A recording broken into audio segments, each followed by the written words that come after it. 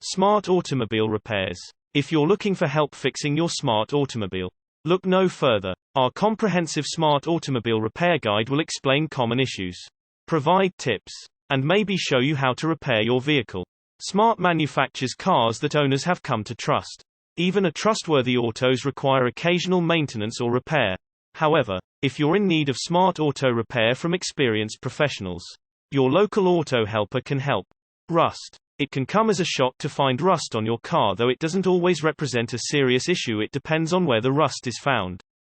Rust on the bodywork is cosmetic, but rust underneath the car or on your exhaust could be potentially dangerous and should be investigated, as it could eat away at essential components.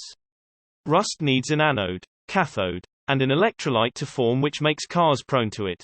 If the climate is humid enough, your car can develop rust even if it's undercover. The metal in your car can act as the anode and cathode, and water is an electrolyte.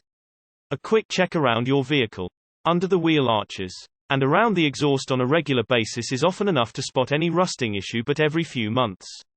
Especially if you live in a damp or humid environment, it would be a good idea to get on your hands and knees and check under your vehicle thoroughly.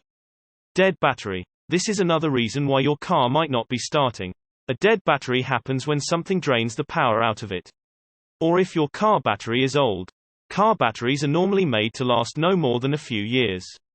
Usually between 3 to 5 years. In some instances, it's all a matter of faulty connectors. In which case, just hook them back up and you should be good to go.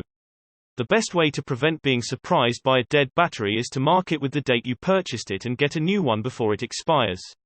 Oil leaks. A telltale sign that your oil is leaking would be dark stains on your driveway and parking spot. It starts off small, but then it gets uncontrollable.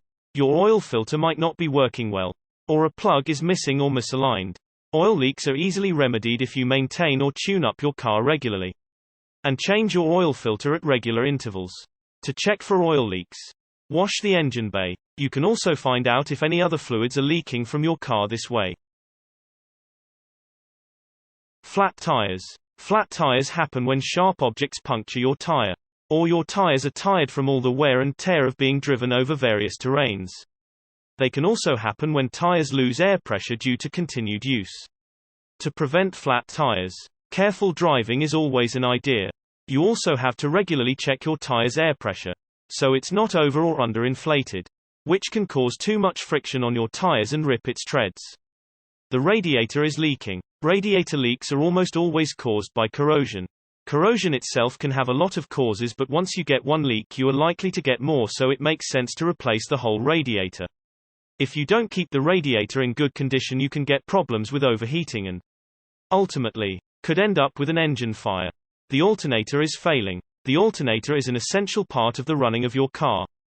It keeps your battery charged and makes sure all the electrics run once you have started the vehicle.